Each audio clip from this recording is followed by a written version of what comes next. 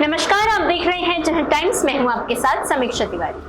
मथुरा पहुंचे सीएम योगी आदित्यनाथ ने विरोधियों पर करारा हमला बोला। उन्होंने कहा कि कुछ लोगों को फिलिस्तीन तो दिखाई देता है लेकिन बांग्लादेश नहीं दिखाई देता, क्योंकि बांग्लादेश में मंदिर तोड़े जा रहे हैं और हिंदू मारे जा रहे हैं। उन्हें वहां के हालातों से कोई मतलब ही नहीं, बस अपने वोट बैंक से मतलब है। दरअसल बीते दिन सीएम योगी भगवान श्री कृष्ण की जन्मस्थली मथुरा में श्री कृष्ण जन्मोत्सव के शुभारंभ एवं ब्रज के विकास हेतु विभिन्न विकास परियोजनाओं के लोकार्पण कार्यक्रम में पहुंचे थे। इस दौरान उन्होंने एक जनसभा को संबोधित करते हुए कहा कि जिस प्रकार का दृश्य दिखाई दे रहा है, जिस प्रकार की बातें हो रही हैं, जिस प्रकार की चीजें चल रही हैं, आपने देखा होगा कि इन सबके मुंह बंद है। बांग्लादेश की घटना पर कोई बोलना ही नहीं चाहता, क्योंकि उन्हें भय है कि अगर वो बोलेंगे तो उनका वोट बैंक खिसक जाएगा, उनके पैरों के नीचे से जमीन खिसक जाएगी, इसलिए वो मौन है, एक लफ्ज भी नहीं बोल पा रहे। सीएम योगी ने कहा कि जो लोग दुनिया के अंदर हो रहे घटना या मुद्दे पर बोलते हैं, मुखर होकर बोलते हैं, उनको फिलिस्तीन दिखाई देता है लेकिन बांग्लादेश नहीं दिखाई देता। और क्या कुछ कहा, सुनिए। आज जिस प्रकार के दृश्य दिखाई दे रहे हैं, जिस प्रकार की बातें हो रही हैं, जिस प्रकार की चीजें चल रही हैं, आपने देखा होगा इन सब के मुंह बंद है। बांग्लादेश की घटना पर कोई बोलना नहीं चाहता, क्योंकि उन्हें भय है अगर वो बोलेंगे तो उनके वोट बैंक खिसकते हुए दिखाई देंगे। उनके पैरों के नीचे की जमीन जिस पर वे लोग खड़े हैं, वे अंगारे उनको ही जलाते हुए दिखाई दे रहे होंगे, और इसलिए वे मौन हैं, बोल नहीं सकते। जो लोग दुनिया के अंदर अन्य मुद्दों पर बोलते हैं, मुखर होकर के बोलते हैं, उनको फिलिस्तीन दिखाई देता है लेकिन बांग्लादेश नहीं दिखाई देता।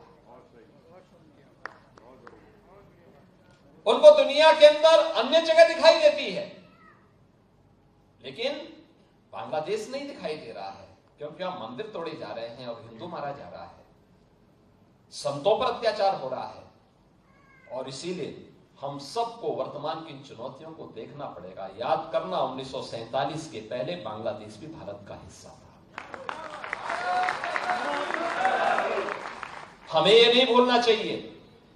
और 1971 में बांग्लादेश को बचाने में हमारे सैनिकों ने भी बलिदान दिया था। हजारों सैनिकों ने बलिदान दिया था। पाकिस्तान को मुंह की खानी पड़ी थी। पाकिस्तान के 95,000 से अधिक सैनिकों को भारत के बहादुर जवानों के सामने समर्पण करना पड़ा था। और विश्व के इतिहास में किसी भी सेना की सबसे बड़ी विजय थी जो 1971 में भारत की सेना ने करके दिखाया था।